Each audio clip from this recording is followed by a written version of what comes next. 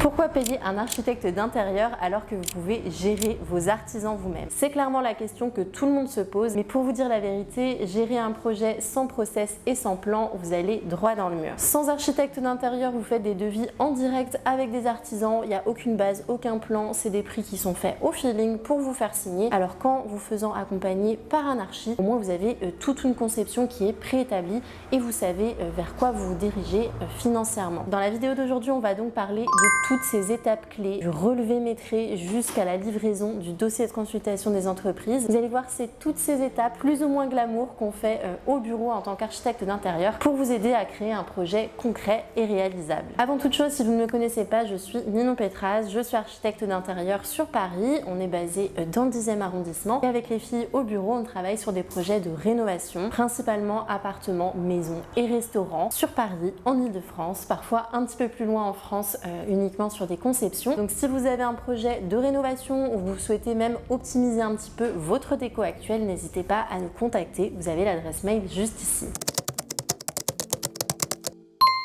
La toute première étape de projet, à partir du moment où vous avez validé qu'on allait travailler ensemble, c'est de se rencontrer. Donc généralement, on se donne rendez-vous sur le chantier. Moi, je viens avec 2 personnes de mon équipe, plus mon conducteur de travaux avec qui on travaille en partenariat. L'idée, c'est de pouvoir rapidement faire un diagnostic de l'habitat. Donc j'ai 2 personnes généralement qui vont faire le relevé maîtrisé. L'idée, c'est vraiment de mesurer au millimètre près tout l'appartement, de regarder toutes les contraintes techniques, de voir les allèges, les linteaux, les hauteurs de porte, les gaines, toutes ces choses-là que parfois vous prenez pas forcément en considération. En attendant, moi je fais le cahier des charges avec vous, j'ai une multitude de questions à vous poser sur votre mode de vie, comment vous vivez actuellement, comment vous avez envie de vivre dans ce nouveau logement, quelles sont les caractéristiques de votre famille, comment vous travaillez, est-ce que vous télétravaillez, quelles activités vous faites à la maison, comment vous recevez, combien de temps vous vous projetez dans ce logement. Et ensuite on va bien sûr parler de tous vos goûts, de ce que vous aimez, ce que vous ne voulez pas retrouver, par exemple des choses que vous détestiez dans votre ancienne cuisine qu'on va essayer de ne pas retransposer dans la nouvelle. Généralement, c'est un échange qui est assez fructueux et nous, ça nous permet de poser une super base pour démarrer la conception. Depuis peu, je fais venir systématiquement mon conducteur de travaux sur les chantiers. Comme ça nous permet d'avoir 2 regards différents sur l'état du logement. Lui va regarder surtout tous les points techniques et on va déjà pouvoir noter les points de vigilance. Par exemple, si votre tableau électrique n'a pas suffisamment de rangées et que lors de la discussion, on voit que vous allez vouloir rajouter des électroménagers ou avoir un confort d'éclairage un peu plus sophistiqué, on va directement pouvoir noter ces petits points de vigilance qui seront ensuite inclus au programme de travaux. Lorsqu'on travaille sur un projet à distance, il y a 2 manières de faire. Soit on se déplace pour venir faire un relevé maîtrisé, bien sûr ce sera inclus en supplément dans le devis, vous vous en doutez, ou alors vous avez déjà des plans d'origine sur lesquels on va pouvoir retravailler. Mais attention, parce que ça peut vite être compliqué s'il y a des erreurs dans vos plans. Par expérience, maintenant, on essaye systématiquement de venir refaire le relevé maîtrisé puisqu'on est responsable des cotes qu'on prend. Et ce serait dommage de se retrouver en fin de conception avec des grosses erreurs de cotation sur vos plans.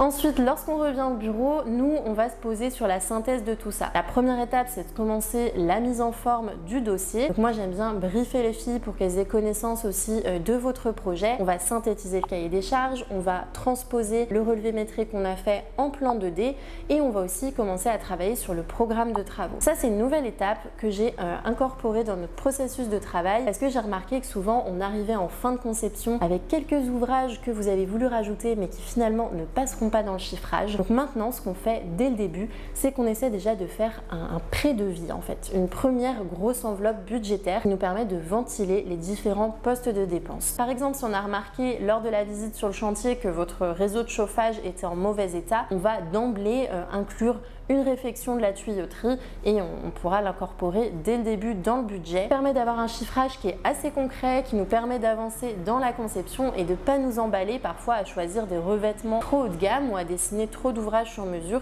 si finalement vous avez beaucoup d'éléments techniques à revoir dès le début. Ce programme de travaux, pour moi, il a 3 objectifs. Déjà, de valider la faisabilité du projet. Ça peut aussi vous aider à obtenir un crédit parce que ce programme de travaux, nous, on va le transposer directement en devis auprès de nos artisans. Donc si vous êtes en cours de financement avec une banque, ça peut être hyper pratique d'avoir ce devis à leur fournir et ça nous permet aussi de ventiler les postes de dépenses entre les priorités et les choses qui seront peut-être optionnelles.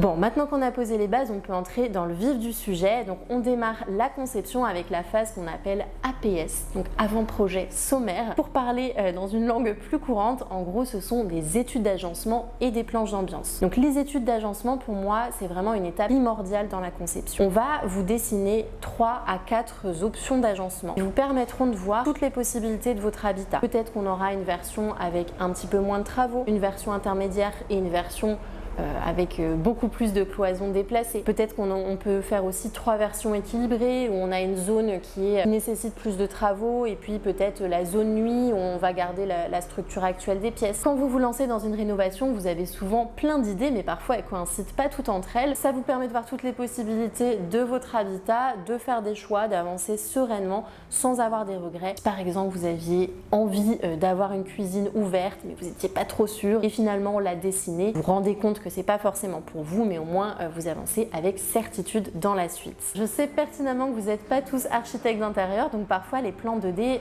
c'est possible que vous ne les compreniez pas. Donc quand il y a des ouvrages un peu complexes, si par exemple on va dessiner qui fait la jonction entre différentes pièces, tout ça c'est des choses qu'on va dessiner en 3D, on va faire des petits croquis à la main. Comme ça permet aussi de donner un côté un peu plus humain. L'idée c'est de vous projeter un petit peu dans le volume pour que ce soit encore plus concret pour vous. Et ensuite je vous parlais aussi des planches d'ambiance, qui est une étape assez sympa. Moi j'aime bien l'inclure au tout début du projet. On n'est pas forcément tous d'accord entre archi et moi je trouve ça sympa aussi de pas être uniquement dans des choses hyper formelles, des programmes de travaux, des plans, et d'amener dès le début de la conception cet aspect esthétique. Donc nous on travaille une planche d'ambiance par zone ou par pièce et l'idée évidemment c'est d'avoir un fil conducteur entre tous vos espaces mais aussi d'avoir certaines différenciations entre les pièces. Donc sur les planches d'ambiance, moi j'aime bien travailler des univers qui sont réalistes, dans lesquels vous allez vraiment pouvoir vous projeter. Donc généralement on a des images d'inspiration, on va avoir toutes les premières intentions en termes de couleurs, de matériaux, de revêtements et également d'éléments de mobilier et d'éclairage. Par exemple, si on vous fait une planche d'ambiance pour un salon, on va déjà essayer de sourcer un canapé, un joli luminaire, une table basse et comme ça nous permet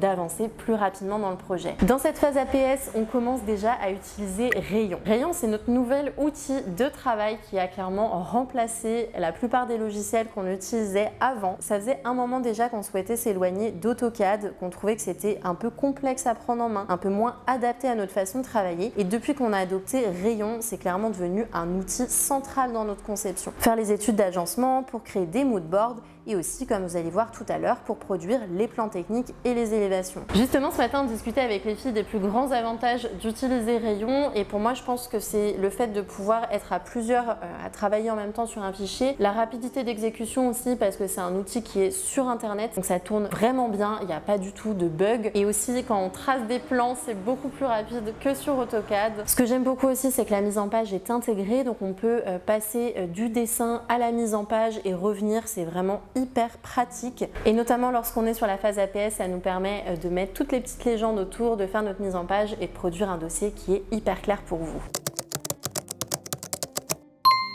La troisième étape, c'est encore un nom barbare, c'est ce qu'on appelle l'avant-projet détaillé ou l'APD. En gros, concrètement, c'est la conception en 3D. Alors, à savoir que c'est pas forcément obligatoire. Moi, je vous la vends pas systématiquement. Je trouve qu'elle est hyper utile lorsqu'on conçoit une cuisine, une salle de bain, lorsqu'on a une pièce avec beaucoup d'agencements sur mesure ou qu'on fait des choix esthétiques assez forts. Ça permet de mettre tout l'espace en volume, de confirmer les encombrements de mobilier, la circulation, les entrées de lumière, les rapports de couleurs entre eux, les motifs, les matériaux. En gros, c'est une représentation réaliste de ce à quoi va ressembler votre projet. Et nous, on a deux manières de produire des 3D. Soit on fait une version assez simple, soit on fait une version photoréaliste. Donc ça, c'est vraiment à votre demande. Après, encore une fois, tout n'a pas besoin d'être modélisé en 3D. Mais en revanche, je le recommande si vous avez du mal à vous projeter et que vous avez envie de valider le moindre petit détail. En parallèle de ça, nous, on travaille en sous-marin sur la partie sourcing. Donc l'idée, c'est d'aller vous dénicher les meilleurs matériaux. Donc les carrelages, les parquets, les plans de travail, façade de cuisine,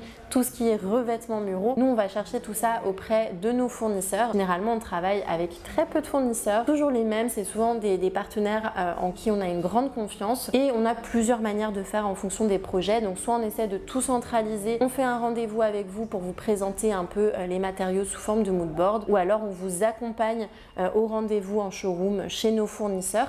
Comme ça, on a vraiment la visibilité sur tous les produits. L'idée, c'est vraiment de vous accompagner sur le choix de tous les matériaux en termes de qualité, de prix, de type de pose.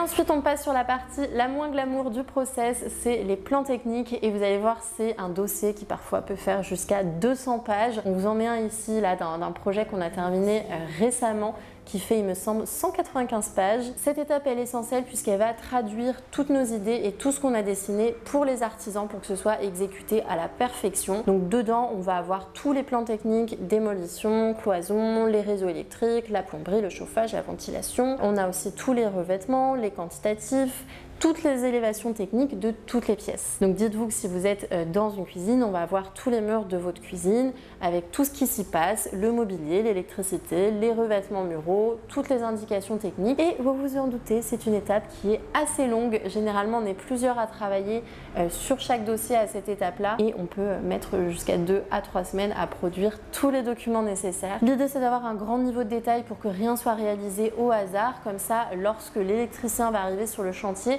le but, c'est qu'il n'ait aucune question à nous poser. Bon, dans la réalité, il y a toujours des petites questions, mais voilà, on essaie de placer le moindre élément pour que tout soit clair, pour qu'il n'y ait pas d'incohérence et qu'il n'y ait pas de questionnement quand le chantier a démarré. Ce document, il est aussi très important puisqu'il va nous permettre aussi de mettre à jour le programme de travaux et ensuite de passer au chiffrage définitif par nos artisans. Donc vous vous souvenez, au début, on a parlé du programme de travaux préalable qui nous permet d'avancer sur la faisabilité du projet et en fin de conception, on est plutôt sur un chiffrage qui est très précis. Ce chiffrage pour moi il est essentiel lorsqu'on demande un devis à un ou plusieurs artisans puisque ça nous permet d'avoir un devis qui est vraiment réaliste par rapport à nos demandes. Et dites-vous aussi que ces plans, ils vont nous suivre tout au long du chantier. C'est vraiment la grosse base de documentation sur laquelle vont se baser tous les artisans. En parallèle de ça, on transpose aussi tout notre sourcing matériaux sur une shopping list. Donc nous, on travaille sous forme de fichiers interactifs qu'on vous partage directement.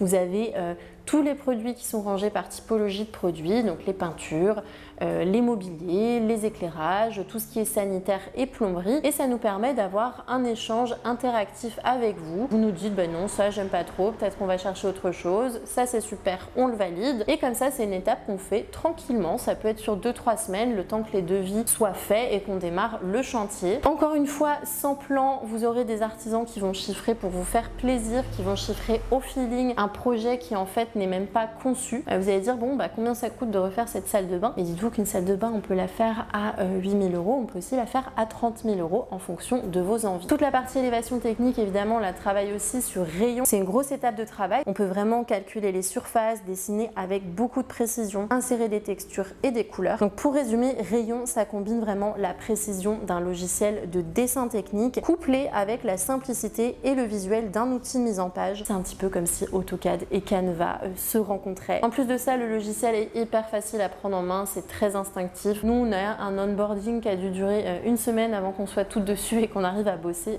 tous nos projets dessus. Donc voilà un peu nos étapes de conception. Vous voyez, on passe d'une idée à un projet qui est entièrement maîtrisé, prêt à être chiffré et exécuté. En fait, je vous raconte ça parce que je sais que beaucoup d'entre vous pensent que se faire accompagner par un architecte d'intérieur, c'est une dépense qui peut être superflue, qui n'est pas forcément nécessaire si vous n'avez pas trop de budget. En fait, dites-vous que nous, on est là aussi pour viabiliser le projet et pour vous suivre sur tout cet aspect budgétaire. C'est ce qui évite les erreurs coûteuses, les mauvais achats, les erreurs de calcul, les travaux à refaire, ce dont on n'a pas envie sur un chantier. Tout au long du projet, on est là pour vous apporter de l'expertise, vous aider à trouver les petits hacks qui feront que votre intérieur sera un petit peu mieux dessiné, on va pas se mentir, et surtout qui correspondra à votre mode de vie et à vos habitudes. Dites-vous aussi qu'en vous faisant accompagner, vous avez généralement un intérieur qui est mieux valorisé, qui pourra être potentiellement revendu plus cher derrière. Donc ça peut être aussi une enveloppe budgétaire que vous récupérez à la fin. En tout cas, nous on a à cœur d'accompagner nos clients du début de la conception jusqu'à la livraison du chantier. On vous met ici quelques projets sur lesquels on a travaillé régulièrement. Donc si vous avez pour la rentrée